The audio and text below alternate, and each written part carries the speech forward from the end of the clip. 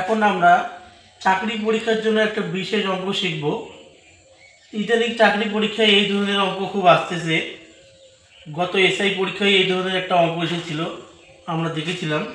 দেখো এখানে নিচে অঙ্কটা লিখেছি যে দুটি ক্রমিক মৌলিক সংখ্যার গুণফল 3127 হলে বৃহত্তম সংখ্যাটি কত।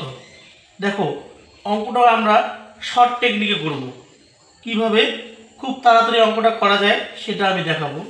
কত বলেছে? 3127। ঠিক আছে, তাহলে আমাদের এখানে বলা আছে যে এদের গুণফল 3127। আমরা এবার কি করব, এমন দুটো সংখ্যা নিব, এমন দুইটা দশক সংখ্যা নিব। দশক সংখ্যা মানে কি? 10, 20, 30, 40 এগুলোকে বলে দশক সংখ্যা। এমন দুটো দশক সংখ্যা নেব যাদের বর্গ মানে স্কয়ার, যাদের যে দুটোর বর্গের মাঝখানে এই সংখ্যাটা থাকবে। যেমন আমি এখানে বলি যে 50 আর হচ্ছে 60। আমরা এই দুটো দশক সংখ্যা নিলাম। এবার দেখো 50-এর স্কয়ার মানে 50-এর বর্গ কত? 2500। আর 60-এর স্কয়ার মানে 60-এর বর্গ হচ্ছে 6 6 36, 3600। এবার তোমরা লক্ষ্য করো 2500 আর 3600-র মাঝেই কিন্তু এই 3127টা অবস্থিত। তাহলে আমরা কি নিয়ে কাজ করব?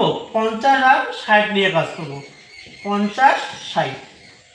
ঠিক, তাহলে আমাদের মৌলিক সংখ্যা দুটো 50 এবং 60-এর মাঝামাঝি অবস্থিত হবে। এবার বলো তো তোমরা 50 আর 60-এর মাঝে কি কি মৌলিক সংখ্যা আছে?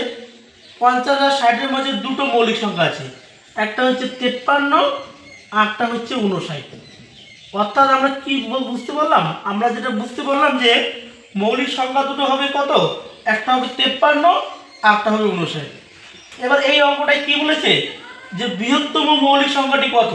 তাহলে এদের মধ্যে কোনটি বড়? 59 বড়। তাহলে এই অঙ্কটার উত্তর হবে 59। বোঝা গেল? তার মানে বি নম্বর অপশনটা হচ্ছে সঠিক উত্তর। এবার তোমাদের জন্য এরকম আরো একটা অঙ্ক দেওয়া হলো, তোমরা এই অঙ্কটা এই পদ্ধতিতে করে উত্তরটা বের করো।